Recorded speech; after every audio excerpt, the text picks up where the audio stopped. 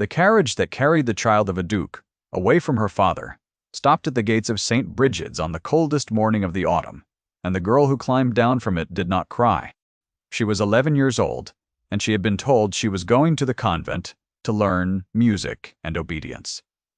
And she had understood the way children understand the things adults will not say aloud. That the music was a courtesy and the obedience was the point. Her name was Beatrice, and she was the only living thing the Duke of Ashworth had left in the world that resembled the wife he had buried. And for that crime, though no one called it a crime, she had been sent away. The woman who received her at the gate was not a nun.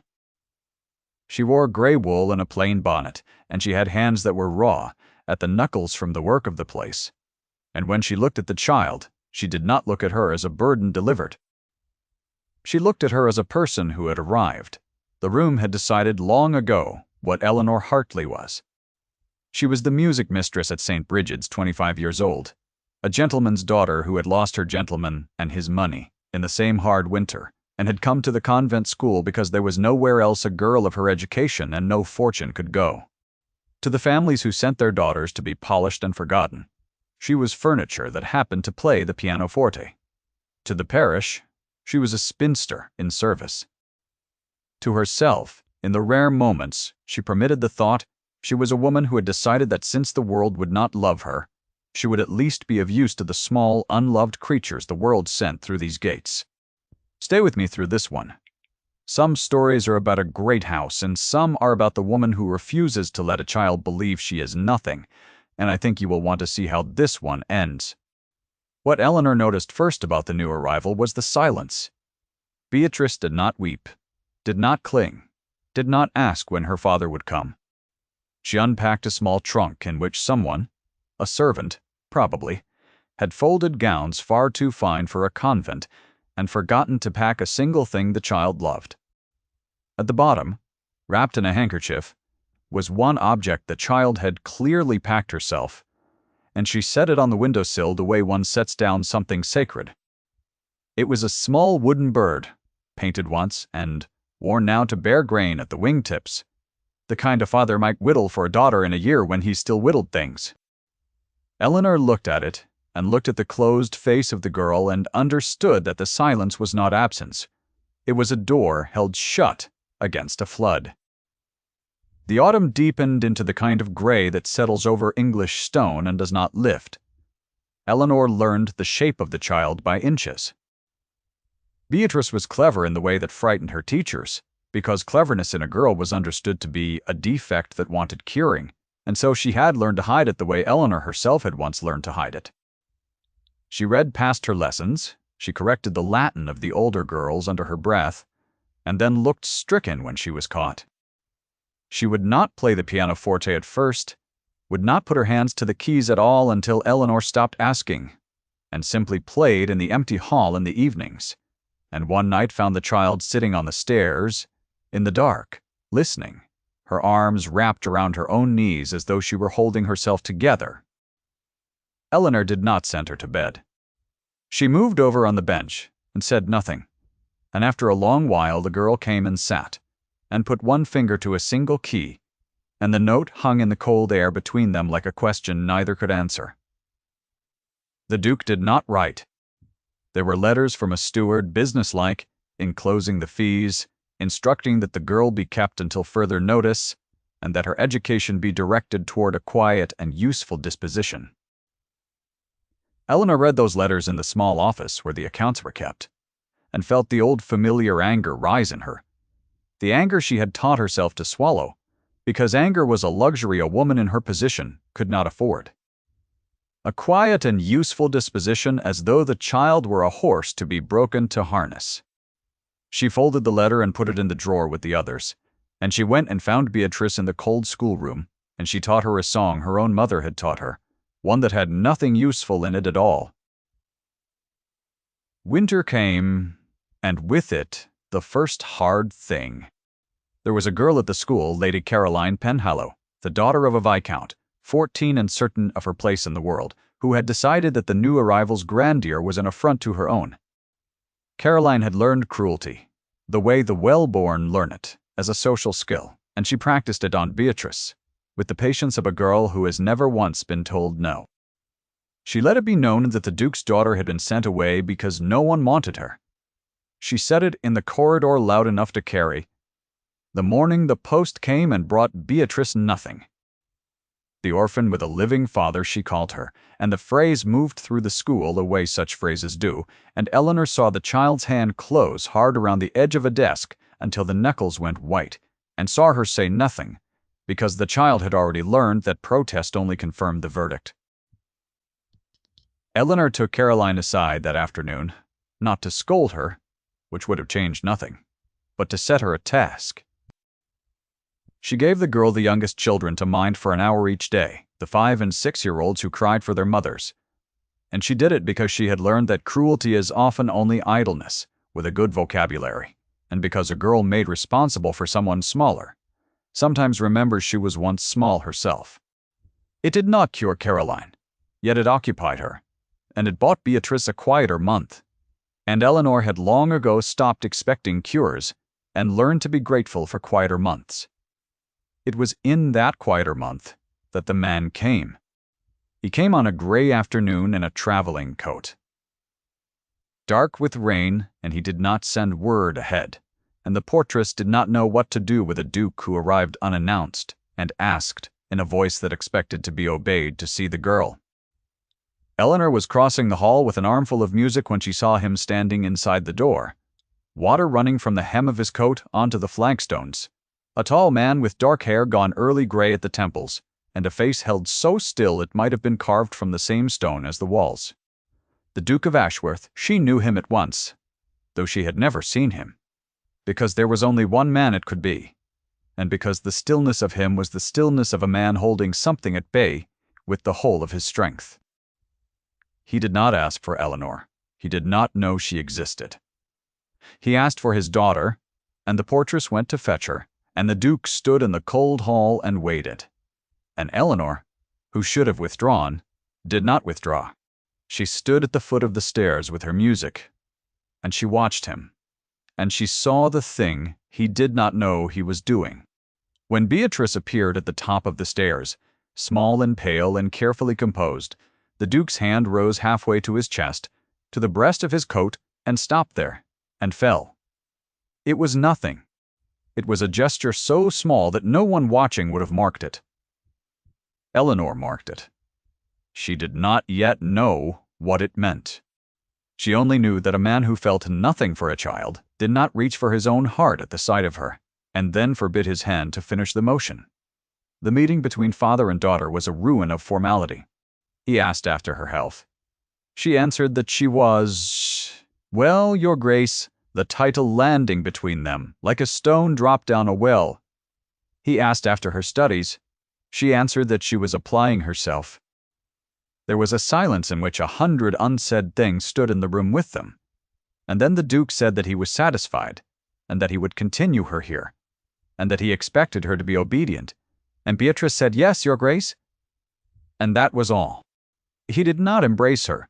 He turned to go, and Eleanor, who had told herself for years that it was not her place to speak, found that the words were already in her mouth before she had decided to let them out. She does not need obedience, your grace, Eleanor said. She needs someone to want her. The Duke turned. For the first time he looked at her fully, and Eleanor felt the look the way one feels. Cold water all at once, and over the whole skin. His eyes were gray, the gray of the sky behind him, and there was nothing soft in them, and yet she did not look away. She had spent her life looking away. She found that she had finished doing it. He regarded her for a long moment, this music mistress who had no business, and no fortune, and no standing, to say anything at all to a duke. And then he said in a voice gone very low and level, "You presume a great deal." And Eleanor said, "Yes." And something in his carved face shifted, so slightly, like the first crack across river ice. And he did not answer it, and he went out into the rain. She thought that would be the end of it. She thought he would write to have her dismissed, and she had begun that very night to consider where a woman with no character reference could go when the steward's next letter came and contained no instruction to dismiss anyone. It contained, instead, a single additional line added, it seemed almost against the writer's will, instructing that the girl be permitted music beyond the ordinary curriculum, at the music mistress's discretion. Eleanor read that line 3 times. At the music mistress's discretion, he had heard her. He had gone back to his great cold house, and he had heard her, and he had done the one small thing that her words had asked, and he had done it in the only language a man like that had left to him, which was the language of instruction. The winter turned, and the Duke came again. He came the second time with a reason, a thin one, some question of the girl's progress that the steward could have settled by letter, and he came a third time with no reason at all. He fell into the habit of arriving on gray afternoons, and Eleanor fell into the habit of being the one who received him, because the nuns found him alarming, and the portress fled from him, and because Eleanor had stopped being afraid of him on the day she had told him the truth and survived it. They began by degrees to speak. He would stand at the window of the cold music room while Beatrice played, his back to Eleanor, and he would ask her questions about his daughter that he could not ask his daughter, and Eleanor would answer them honestly, because she had decided that this man had been lied to enough by people who feared him. The questions came slowly, in the spaces between his daughter's phrases, as though he could only ask them while the music covered the asking. Did she sleep well? Did she eat? Did she laugh? Ever? And at what?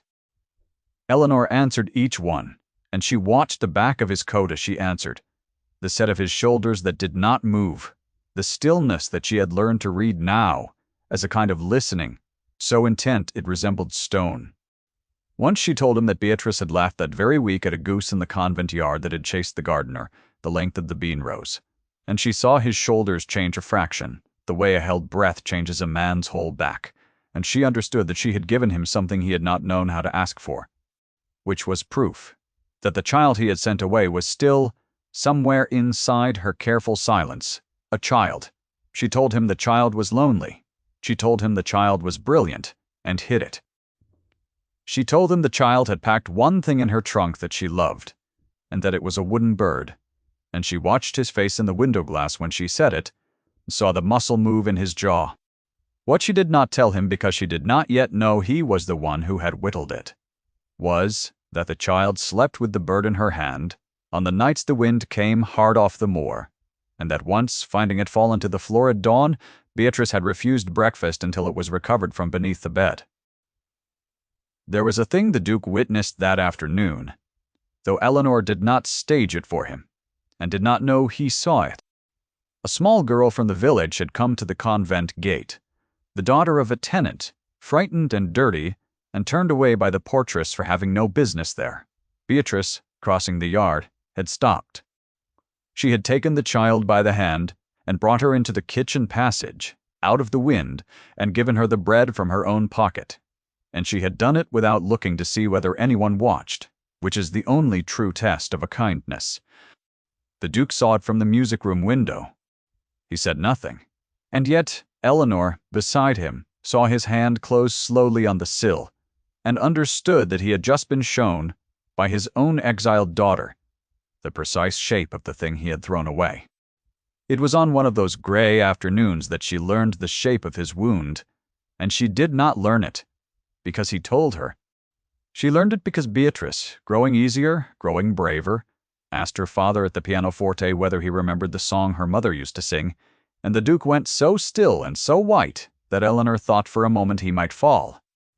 He had a wife once, the late Duchess, dead these 4 years of a fever that took her in a single week, and the world believed the Duke had grieved her coldly and moved on, because the Duke had stopped speaking her name and had put away her portrait and had sent away the child who wore her face. Eleanor understood it.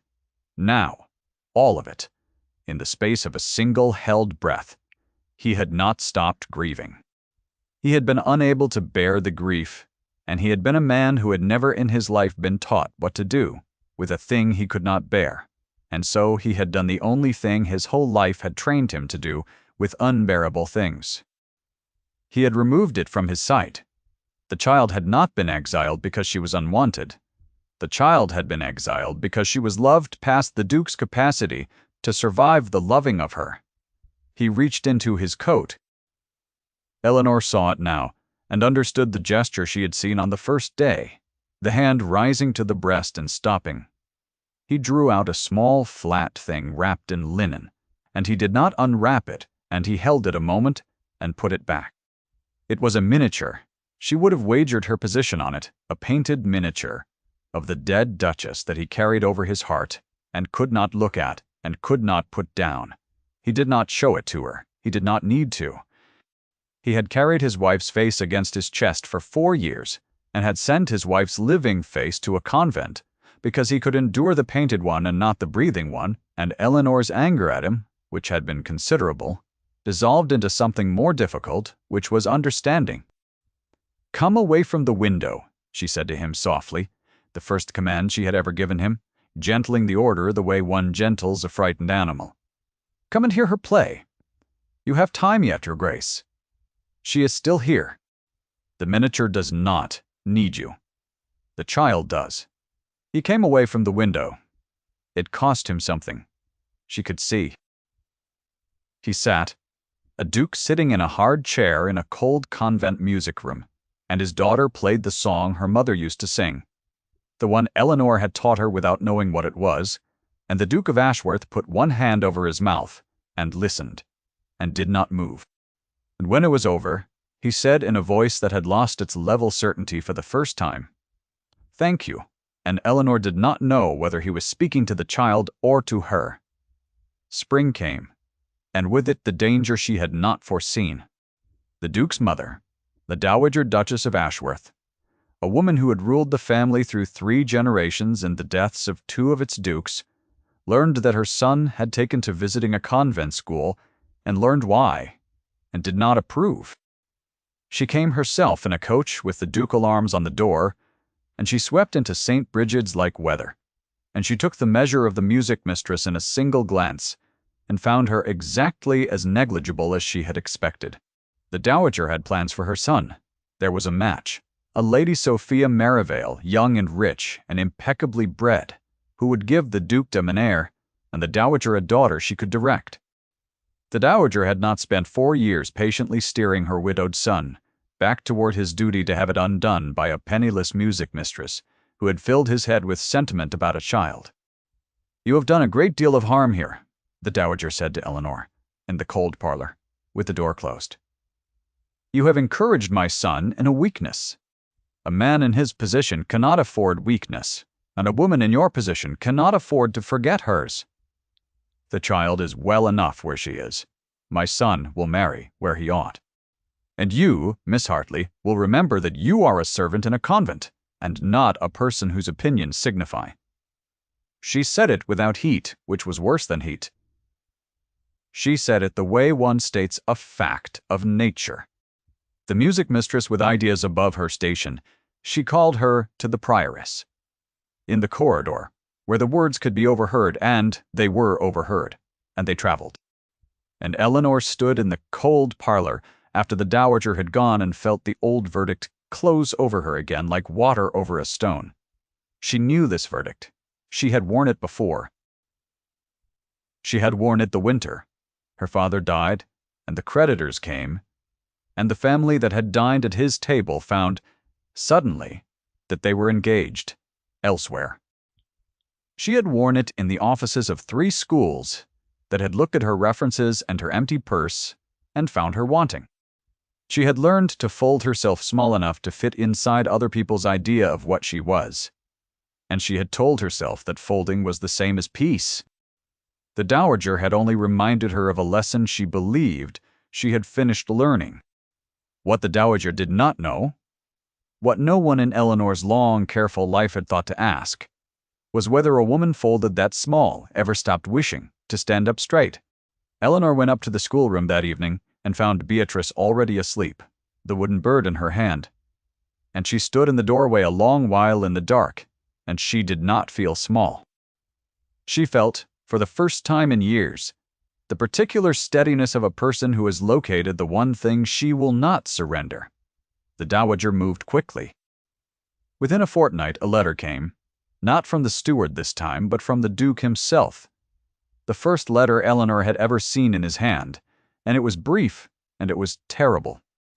It instructed that Beatrice be removed from St. Brigid's at the end of the month, and placed in the household of a relation in the north, where her education would be completed under the dowager's direction.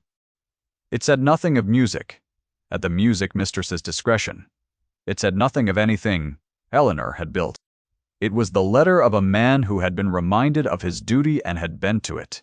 And Eleanor read it and understood that the dowager had won, that she had reached her son in the one place he was still vulnerable, which was his lifelong terror of feeling, and had pressed there until he closed again like a wound healing wrong. She told Beatrice herself, because she would not let the child hear it from a steward.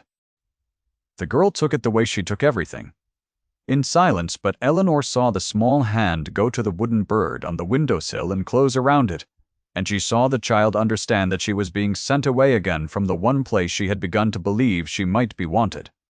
And Eleanor felt something in her own chest that she had spent her whole disciplined life refusing to feel, which was the refusal to accept a thing simply because the world had decreed it. She had accepted her own dismissal once. She had accepted her poverty and her invisibility and her place. She found, standing in the cold schoolroom with the weeping child who would not weep, that she had reached the end of what she was willing to accept.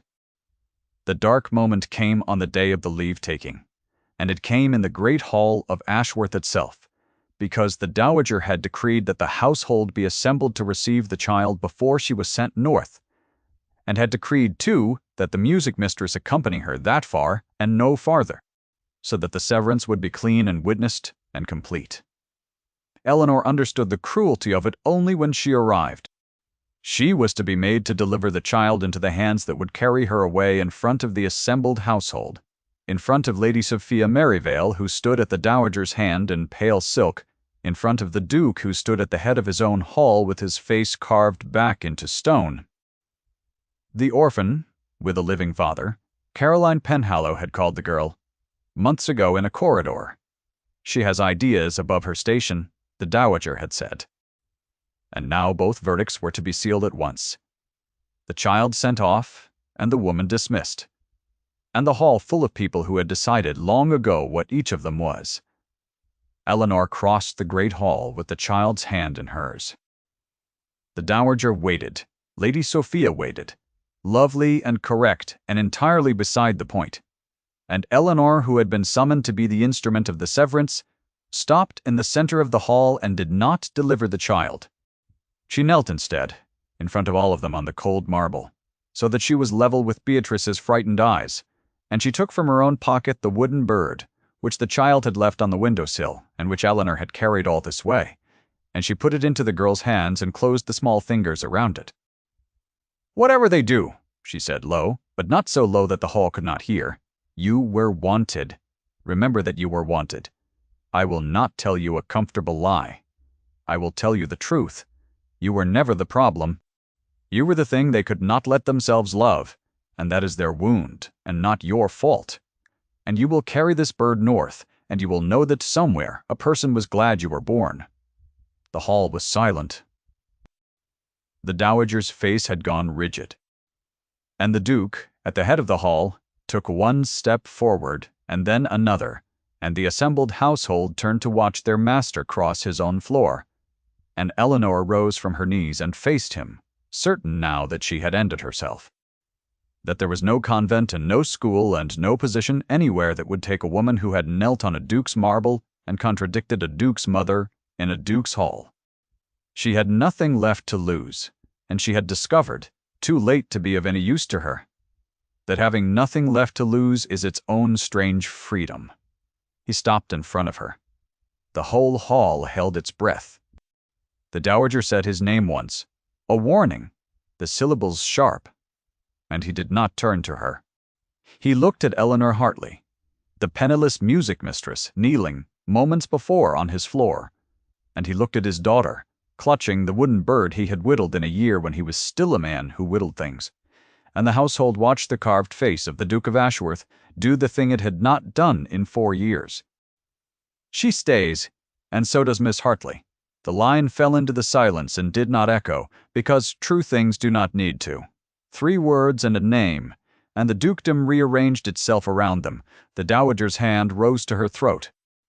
Lady Sophia, who was not a fool, understood in an instant that she had been a piece on a board that had just been overturned, and arranged her face into the cool blankness of a woman declining to be humiliated, and that was the last anyone heard from her in the matter.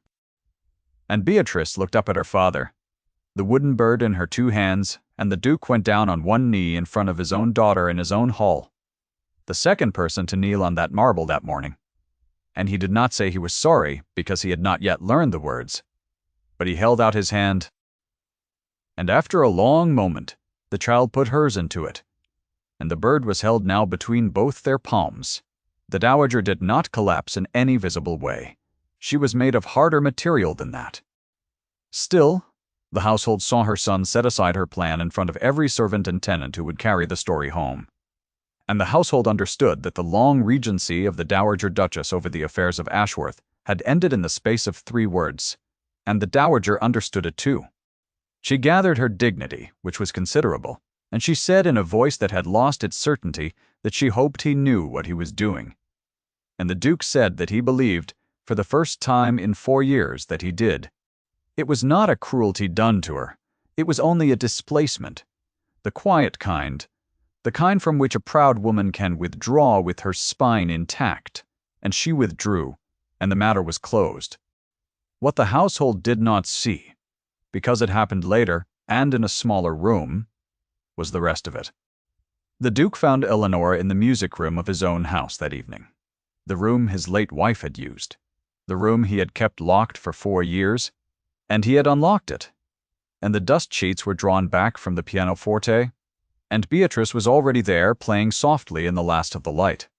He stood with Eleanor in the doorway and watched his daughter, and he drew the linen-wrapped miniature from his coat at last, and he unwrapped it, and he looked at the painted face of his dead wife for the first time in 4 years, without putting it away. "I could not look at the child," he said very low, "because she has her mother's eyes. I told myself I was protecting her from a father who could not feel. The truth was the opposite.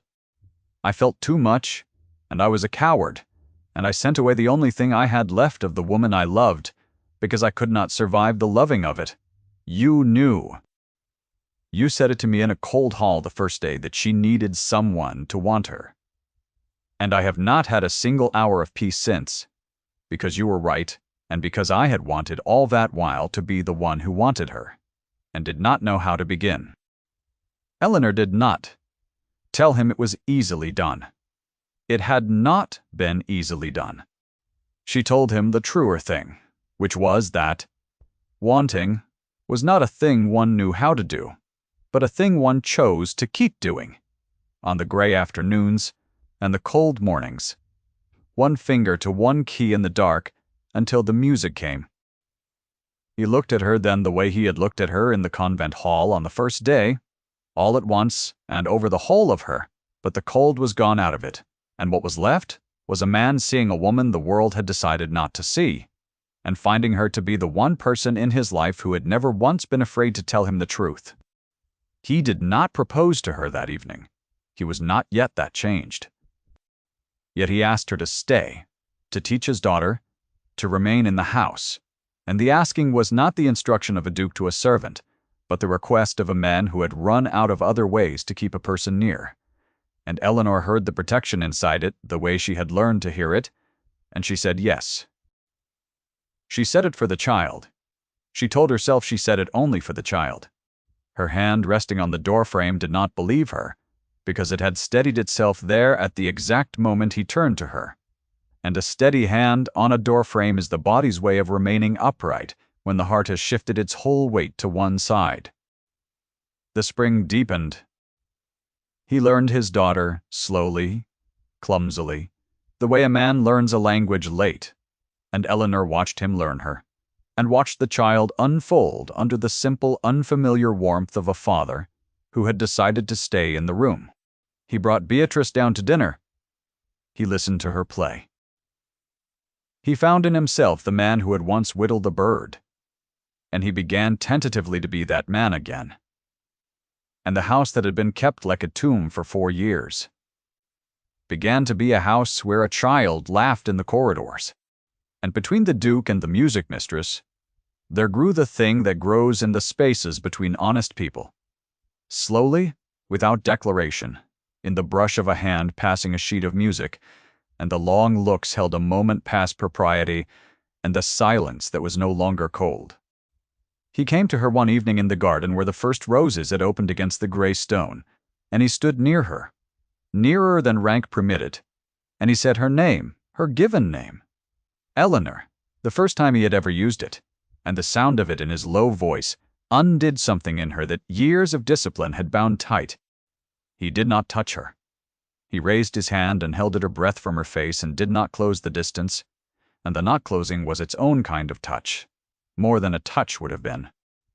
"I have spent 4 years," he said, "teaching myself to want nothing, because everything I wanted was taken. I find that I cannot do it any longer.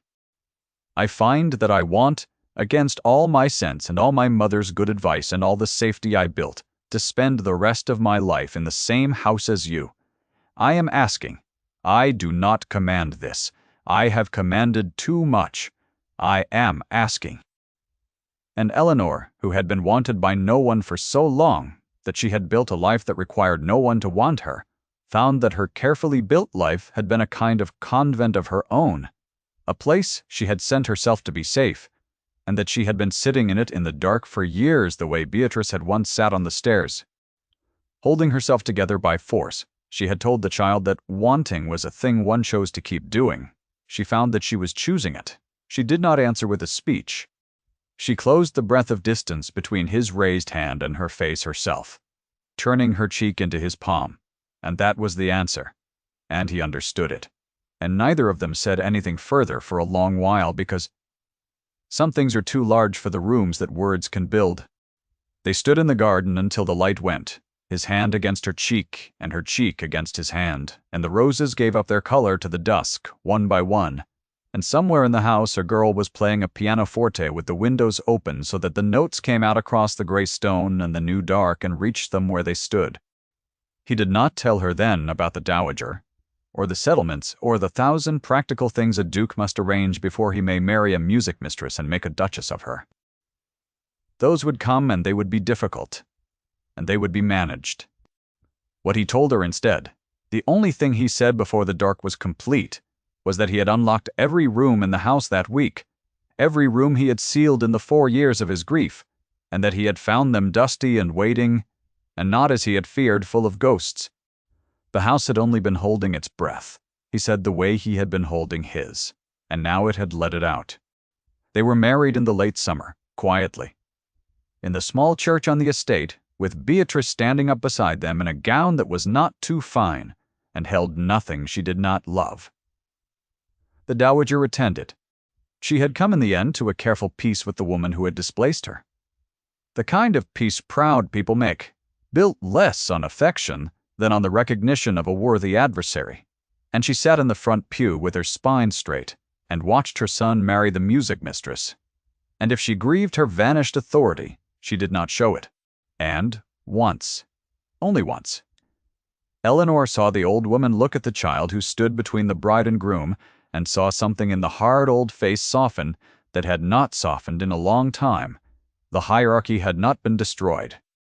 It had only been corrected, gently, by a thing it could not measure, and it had survived the correction, as the strong old things do. That winter the snow came early to Ashworth, and it fell soft and thick past the windows of the music room, the room that was no longer locked, the room that had become the warm heart of the house. There was a fire in the grate. There was tea, going cold on the table, because no one had thought to drink it. The Duke sat in a chair that had once been kept under a dust sheet, and his wife sat at the pianoforte, and his daughter sat beside her on the bench, and the two of them played the song that the late Duchess used to sing, not as a wound now, but as a thing carried forward the way the living carry the dead, gently, in the music, and not in the silence. On the window-sill where it had sat since the day the child carried it home, the small wooden bird kept its place, worn to bare grain at the wingtips, and the firelight moved over it, and it looked, in that light, less like a relic of something lost than like a thing that had finally been brought all the way home. The Duke watched them, his wife and his daughter, their two heads bent over the keys, the snow falling and falling beyond the glass on a house that was warm at last. He had sent his daughter away to keep from feeling, and the music mistress had sent her back, and had sent something back in him, too, that he had buried so deep he had forgotten the shape of it. He did not say any of this. He had never been a man for saying things. He only rose and crossed the room and stood behind the bench with one hand on his wife's shoulder and one on his daughter's, and let the music move through the warm room and out into the cold falling white, and for the first time in a very long time the Duke of Ashworth was exactly where he wished to be, and knew it and asked for nothing more. If Eleanor's story stayed with you, I hope you will sit a moment in the quiet of it before you go, and remember that the world's verdict on a person is so often only the world's fear wearing a confident face. Thank you for staying until the end.